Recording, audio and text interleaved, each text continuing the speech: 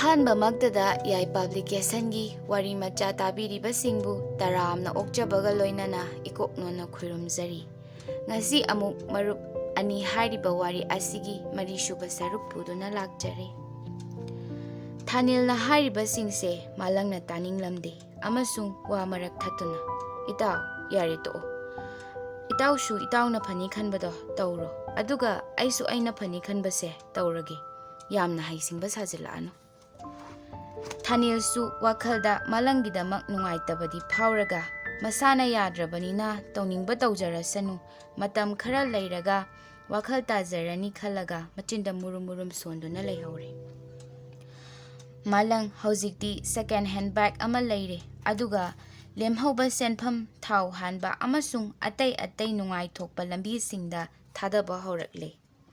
Asumna tawbadagi malangi mamanaba yamna yamkhalakle makhalgi misu tinarakle koiba langbana magi maru oiba matam haukibagi lambi oiraktuna matam yamna manghankre amasung asum matam lelakpadagi jinjak phattaba kayasu sizinaba horakle.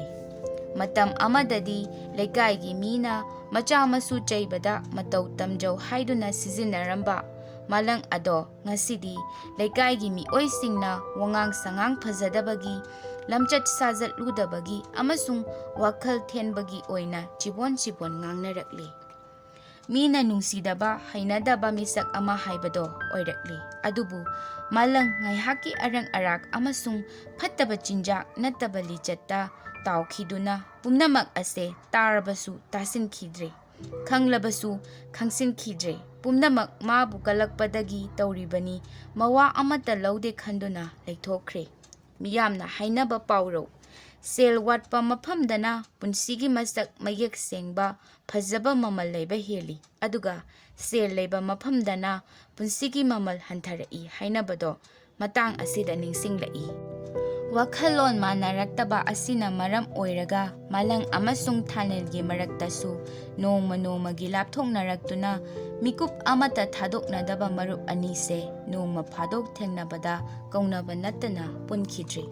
Asomdana thanildi mana wana hotnajaduna phangjaba magi saruk senpham aduna migi awaiba lam amada yengon achauba ama saraga marum kokpi yen khara yamna loiba horami. Aduta sunatana san amom hatam amaga nganu macha kharaga su leirami aduga madudagi lemhauba sel aduna machinjak leibada sizinarami. Ahanba hagulakpadadi mahak yamna waki leikaigi miwa ngangnadrabadi puk thandaba kayanasu thanilna tawriba ase oigadaba natte mangduna tokadawribani haiduna yamna pukning hanthaba wa hairami. Masina thanildadi wakhal hanthabadi lairaduna hena dum thauna ama oiduna singnaba amaga loinana kanna hotnaba horaklami. Imungi mi oisingnasu mana tawriba asida angamba mateng pangsinbirami. Ayuk nganna hagotuna san sajik chaphamda puthokpa yen mayam adugi machinjak semlaga thabiba amasung nganusing adubu sinaduna magi matam ase aphaba thabakta sizinarami.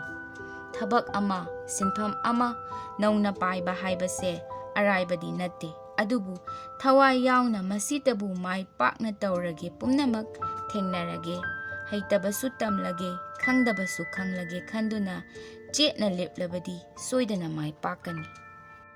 Adu nattaduna mina tawnai haiduna tawba oiragadi matam ayambada maithiba haibasina madugi soipadraba panthongphamni.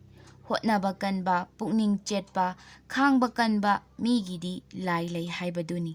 Thaningi wazamal phangba horakle matam khara haukrabagi tungda magi marum kokpi yensingdo chawraktuna marum chang naina kokpa horakle. Nganu macha sing adusu chawraktuna macha kokthorakle amasung san adusu sanbi pharaktuna macha amom amagasu pokle. Yerum yonpham koithi thiduna yerum yonba horaklami. Masisu ahanbadadi awaba amani adubu thanilna kanna hotnajabado ubada leikaigi miyamnasu mangoldagi yerum phajana leirami amasung mana pot yonpham kharasu chetna ngangnaraga yanaduna mari semle aduga yerum singdo yonhalle. matamgi khonglei matung inna nganusing adusu masing yamkhalakle aduna yonba horaklami.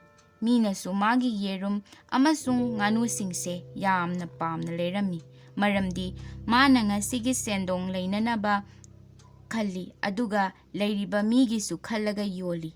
Machinjaksu yariba makai mausagi oiba mana masingna namna sizinai aduna mahau leiba amasung hakchangda hena kanaba heli.